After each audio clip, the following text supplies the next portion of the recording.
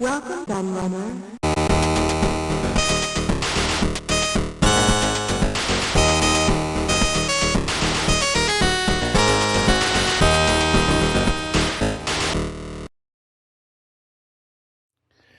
Hello everybody, Kieran aka the Lair here, and I'm back with a new magazine retrospective for you. And this time round we're going to be returning to Game Zone magazine. I've did a first part of this looking at issue 1 and 2, and I mentioned in that video that I have actually a complete collection of Game Zone magazine. I have all of them, and I went into the reasons why in that video because I said it was literally my favourite console magazine from back in the day. I absolutely loved it. I loved the humour because it was written by the same people who did Your Sinclair, which is my favourite Spectrum magazine. I loved the fact that they loved the links and they gave it great coverage, and I had a links at that time, which is another reason why I regularly bought it. And yeah, I was very sad when they split it into two magazines and split it into Sega and Nintendo, because it was much better as a multi-format magazine, and a lot of people felt the same. And the Sega Zone and Nintendo Zone never did anywhere nearly as good, and it didn't last long after it split into two.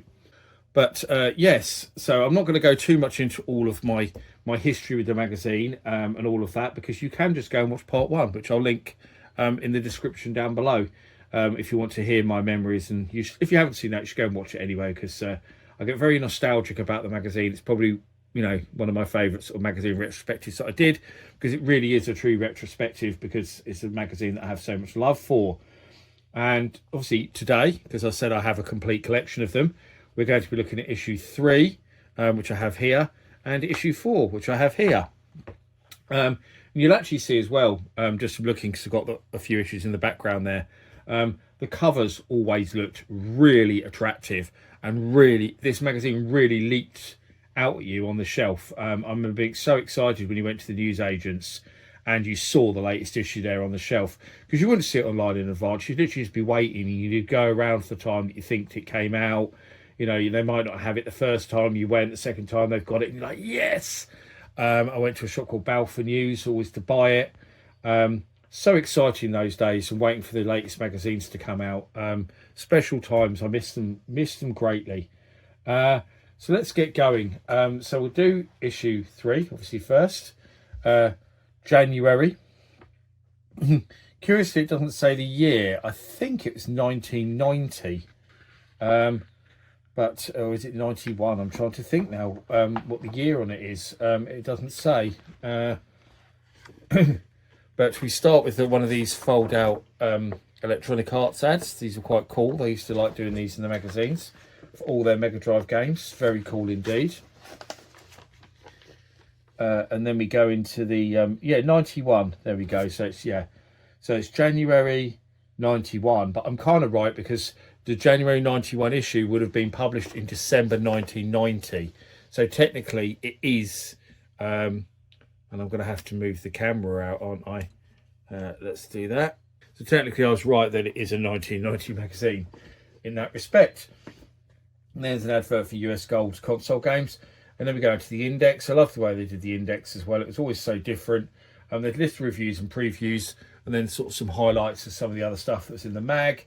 And as I said in the first episode, one of the main selling points of Game Zone for me and a lot of people was its humour. Very, very humorous magazine. Good old Special Reserve, a club that you could pay to join. And then when you did, you got cheaper prices on stuff. So, for example, to look down at the Lynx games here, some of these Lynx games are £23, some of them are £20, when in the shops they would have been £30. So by paying the annual membership, which says, UK membership was £6, you got reduced prices on games. I often thought about joining them, but for some reason I never did. So here is our previews. So it's talking about the new PC Engine Turbo Duo there. Or PC Engine Duo, which is quite cool to see. The fact that you can now link up to Game Gears. There's a chair that you can use for your Sega console. I can't imagine many people bought those. There's another advert.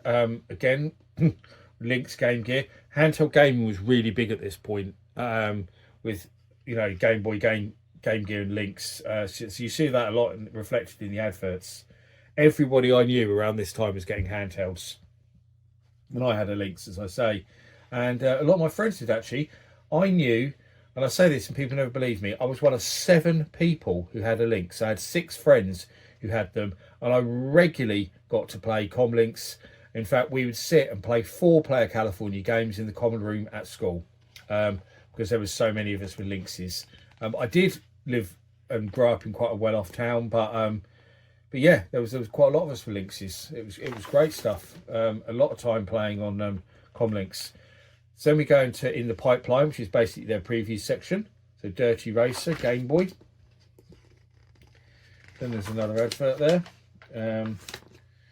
All I Want for Christmas Is. So they went round some shops and asked a bunch of kids what they really wanted for Christmas.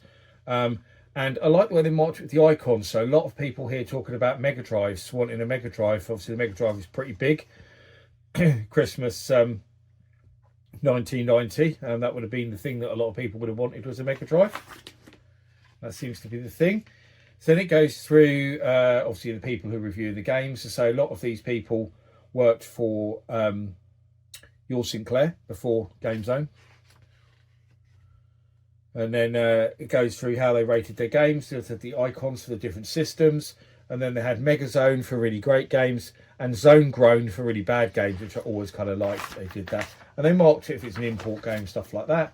And their reviews are very attractive. These adverts always made me laugh, where they had drawn all the characters, copyright infringing stuff there. So go straight into Shadow of the Beast on the Master System, which they gave a Mega Zone.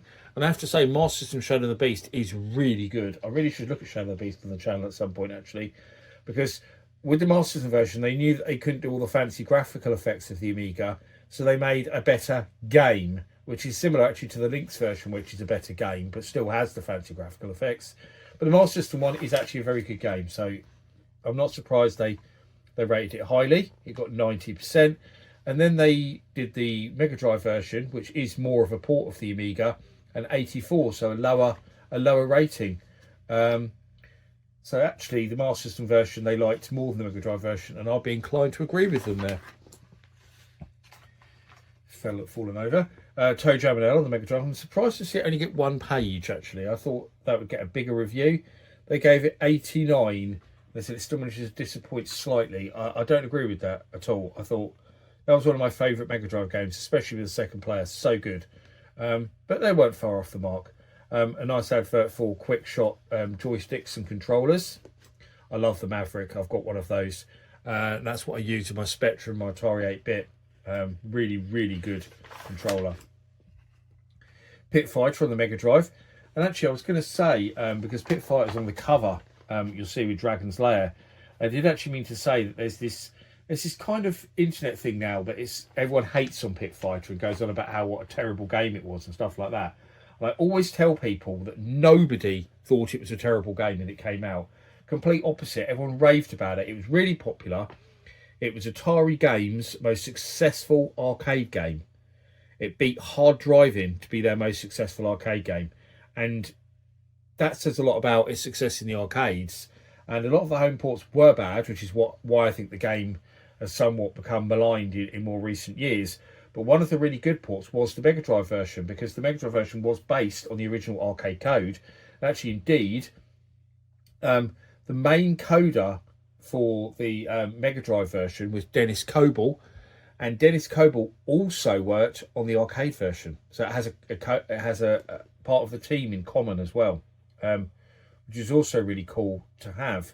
And you'll see it got a Mega Zone there as well, which I totally agree with, 90%. I'd go a bit higher than that because it's actually my second favourite Mega Drive game after Streets of Rage 2. But yeah, most of the mags at the time loved it. I mean, I remember Sega Pro, which was by the same people actually, Sega Pro magazine, they gave it 95. They loved it. And I totally agreed with that. So there we go. F-22 Interceptor, which also got a Mega Zone. It's a strong issue for Mega Drive games. This a very impressive 3D game. Not really my kind of game though. Rampart on the Master System, which they gave 75. They said it's a faithful conversion, but it needed a bit more variety.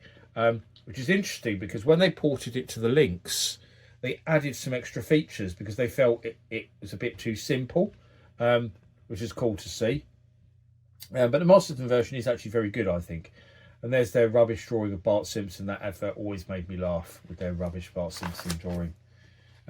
North and South on the NES. I think a lot of people forget there's an NES port of North and South, which is one of my favourite computer games ever. I loved it on the Spectrum and on the Atari ST.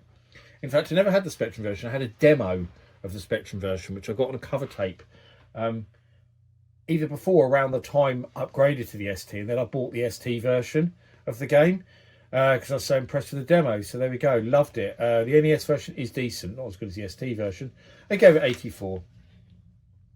Nice advert for Konami NES games. And then we've got an NES review, Trog, which they gave 90%. Trog is a fun game, actually. A conversion of an arcade game, I believe, a Midway arcade game, which not many people seem to know. Interesting advert here because it's showing you these disk drive add-ons for Mega Drive and Master System and PC Engine that basically let you pirate games. Very interesting to see that in a mainstream magazine, actually, at that time. Shows that they didn't care much about that stuff, but they're like 200 quid, so I can't imagine many people bought them. They're very, very expensive. Heroes of the Lance on the Master System, which I gave 74.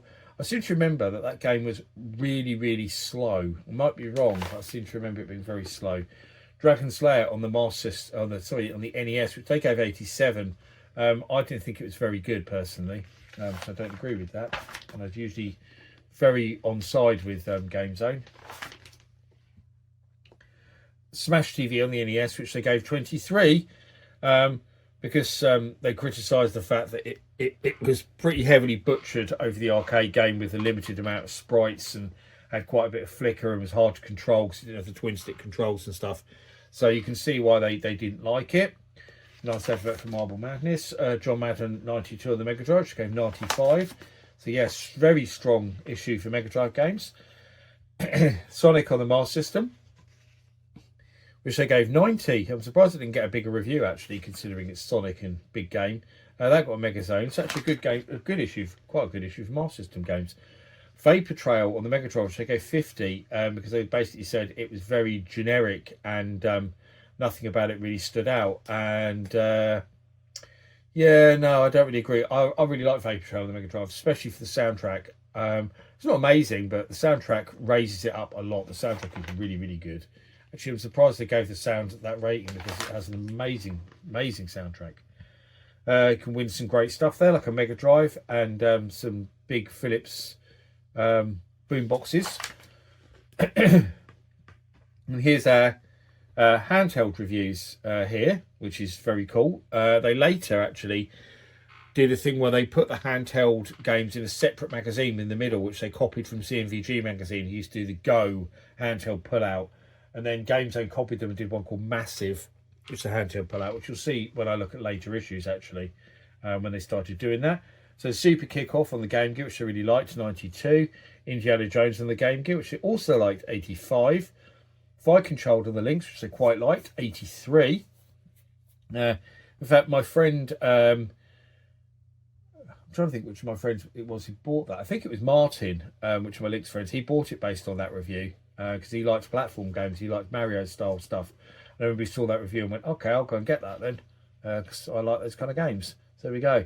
The Boy and His Blob on the Game Boy, 87, and Stun Runner on the Lynx. Obviously, one of the Lynx's most famous games.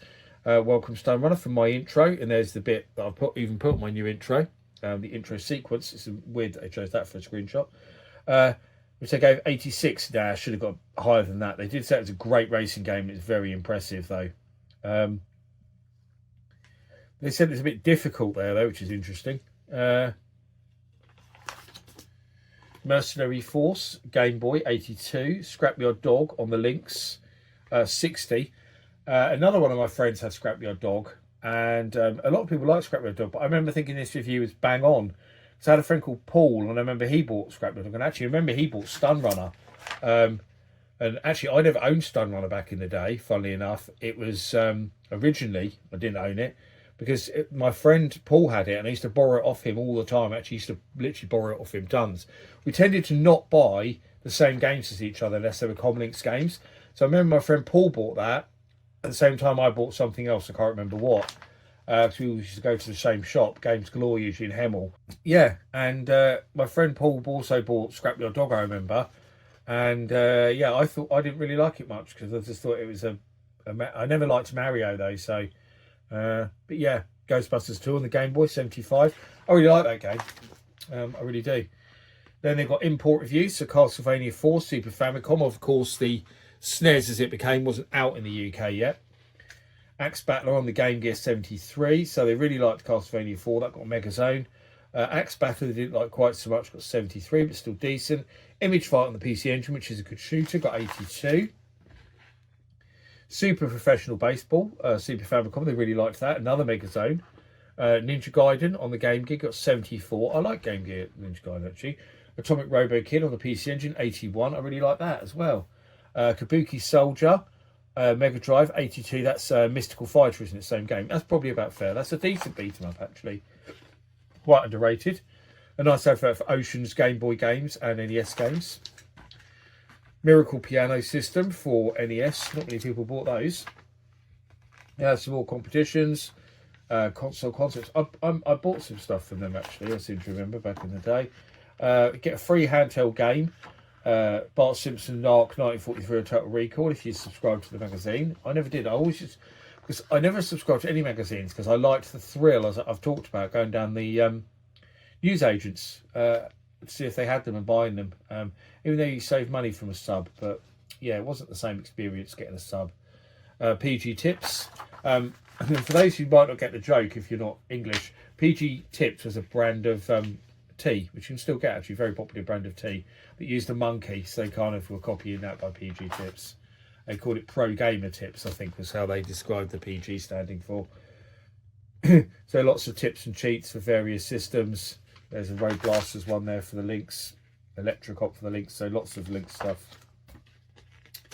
Console Council, you could ask questions and they would try to answer them.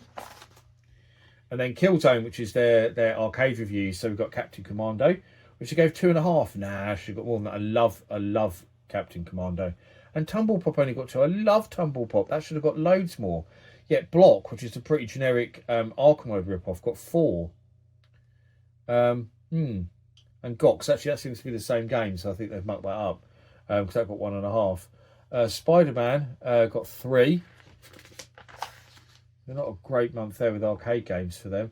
Megacom, oh look, you can get by a rubbish Tetris handheld. It's game time, so another competition. There's lots of competitions in here. It's where they look at other stuff, like in this case they're looking at music albums, but they'll also look at movies and toys and stuff like that as well in the magazine. Want to buy Sumo magazine or Jacko magazine? G's, which is their letters page. It always made me laugh because crap letter corner. So the worst letter they got, you would win a GX4000. It always made you want to write a crap letter, didn't it? Very, very funny indeed. I actually talked about that in the GX4000 video that I did, funnily enough. And then at the back, the console countdown. This was really useful because they basically show you all the games that they've reviewed in previous issues, but broken down into small reviews. The only thing that made this a bit weird was that when they did this, they rated them out of 5 rather than their usual system, which is obviously giving them a rating out of 100.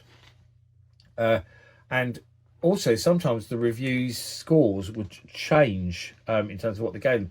I just noticed a mistake there as well, because it says Jackie Chan PC Engine, and the screenshot is for hard driving on the links. That's really weird. And you'll also notice that here, Toe Jam and L gets a Mega Zone, but it didn't when they actually did the main review. So yeah, they kind of changed their mind on games in this section, which I always thought was a bit strange. A nice advert for Telegames. This is the Atari links bit. So here's hard driving they mentioned there. And hard driving gets another screenshot.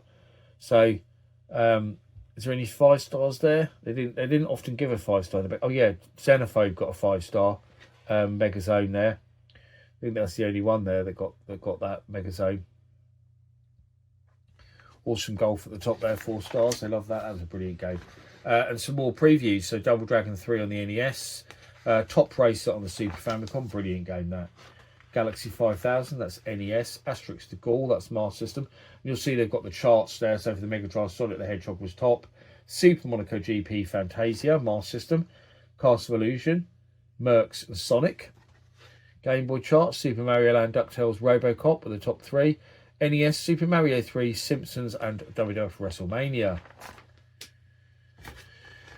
Sold out. You could sell your old stuff there. It's like a listings thing. And this was Build Your Own GX4000, which I've talked about before as well. They really hated on the GX4000, didn't they? Very, very funny indeed, though.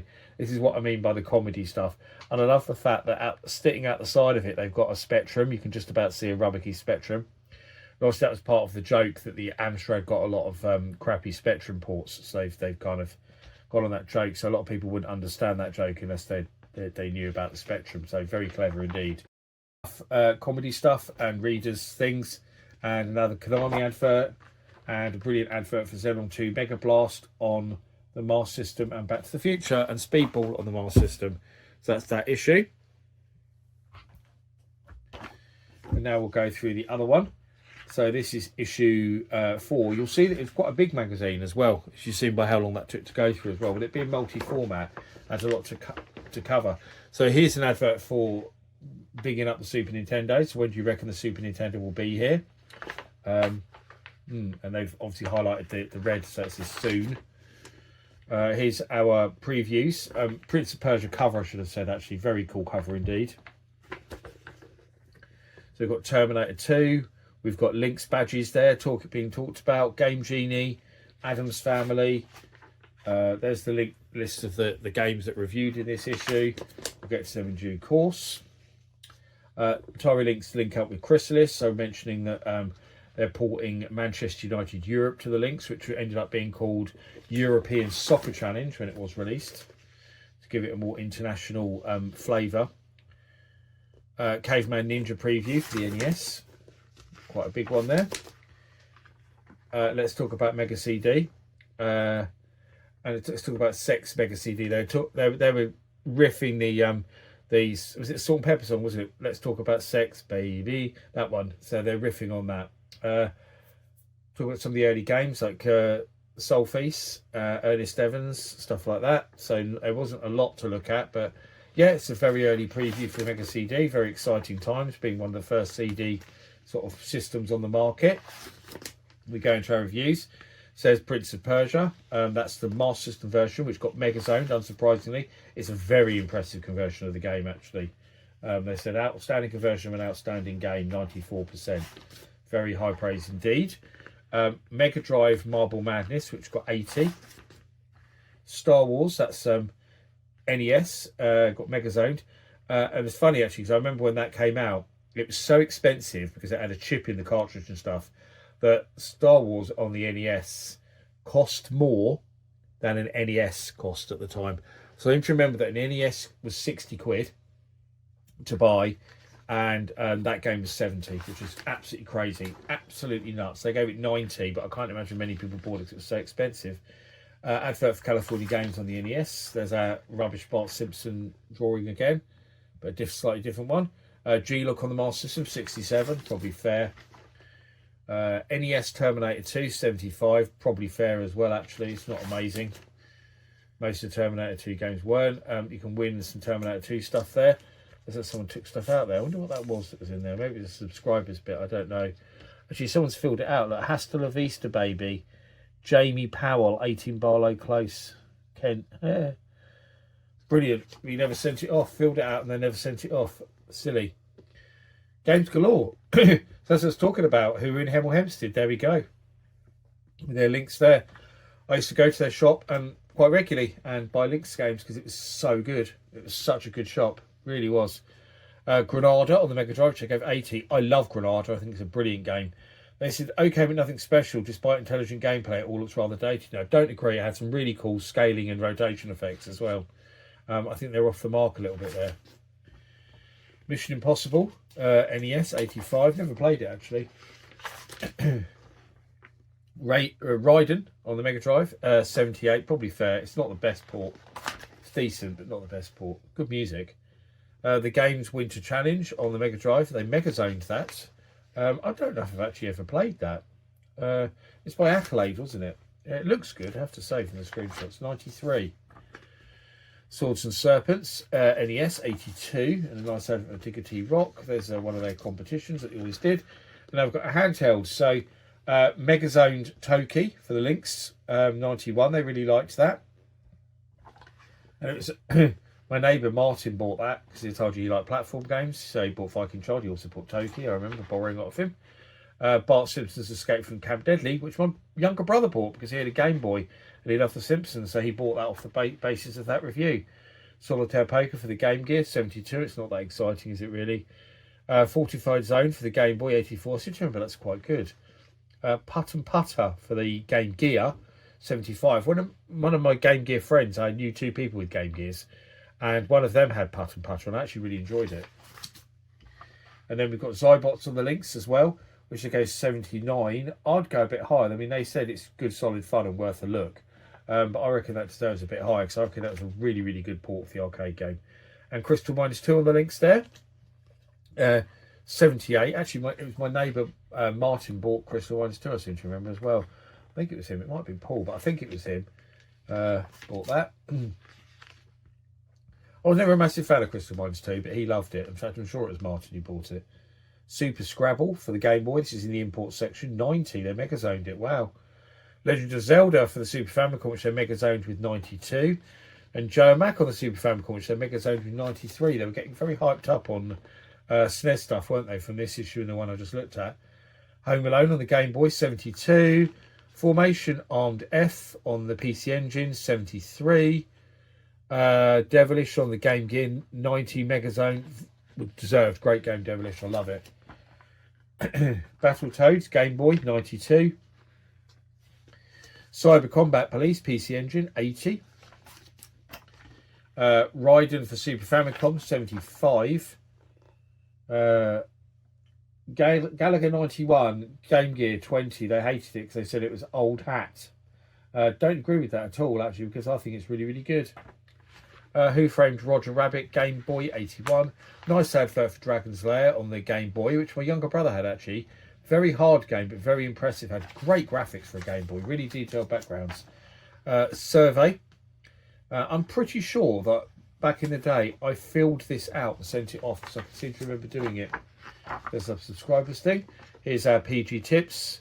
There's a nice one for Gates of Zendicon. Actually, it's funny because when I did my Link's Easter eggs video recently, someone was asking me how I knew about a lot of the Easter eggs. You know, how did you know about them back in the day? Because they were printed in Game Zone magazine. So as an example, they were the best for tips and cheats. I sent those in. I'm in some of these issues actually, which you might see as I look at them. I'm in quite a few issues of Game Zone where I sent in my own tips and cheats that I discovered. DuckTales Game Boy there, because you've got 50 quid for the top one. I never got the top one, sadly, but 50 quid back then was amazing to get that for sending in something like that. Robo Squash for the links there. Speedball Mega Tips and Master System. Swayze Crazy, Marky Mark, brilliant. Philip Schofield. Marky Mark in his pants, brilliant. Or not brilliant, however you may feel about that kind of thing. Just makes me laugh that he's now this big film star, and that's the kind of stuff he'd want to forget. Here's our arcade review. Xerex, which is a highly underrated shoot, like very, very good. They gave it 4. A golf game, major title, 2.5. There's Fatal Fury on Neo Geo, which I only gave 2. Wow, that was a great game. Gox, which is a kind of Arkanoid clone, got 3. Rimrock in basketball, got 4. So surprised to see Fatal Fury get such a low rating there because it was such a good game. A review of some of these stupid kind of serious things for Game Boy, these Infogenius translators and spell checkers and stuff. So pointless. I always wondered who bought them. There's our letters with our crap letter corner where we win a GX4000. People selling in their cartoons. That's ruined our invasion plan. Yeah, very funny.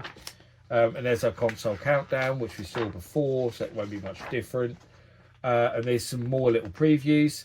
So we've got Desert Strike for Mega Drive, Speedball 2 for Mega Drive, Marble Madness for Game Boy, and a Mega Links previews bit. So we've got Shadow of the Beast there. You can barely see the screenshots, unfortunately. Battlezone 2000, showing the proper Battlezone 2000, which again I looked at in my Links Easter eggs video. Because they changed it obviously to a different game and then hid the other version. Road Right Forward Drive, which sadly never got an official release, but it's a very impressive port. Dino's Quest, which got renamed because it was obviously a port of the Humans. It was called Dino's Quest. Then they called it Dino Dudes, which they Games had actually reviewed it under the title Dino Dudes. And then just before release, they renamed it again to Dino Olympics. And then when they released the Jaguar version, they went back to the Dino Dudes name. Very confusing indeed. Lemmings, obviously they were quite excited about Lemmings, and Dracula, and they've just started out with buy this game because it looks so impressive. It really did. Very cool indeed.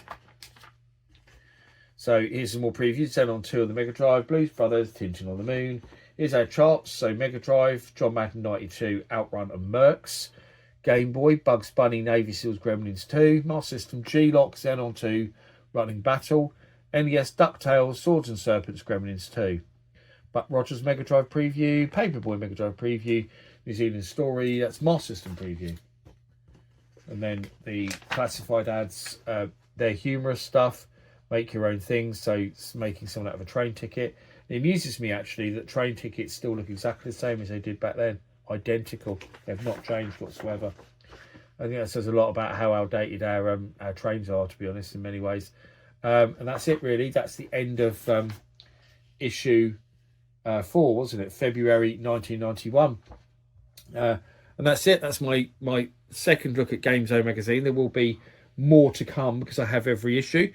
But I hope you enjoyed it. If you bought Game Zone magazine back in the day like I did, then please let me know your nostalgic memories of it. And as always, I thank you for watching, and I'll see you all again for another video very soon. Bye bye.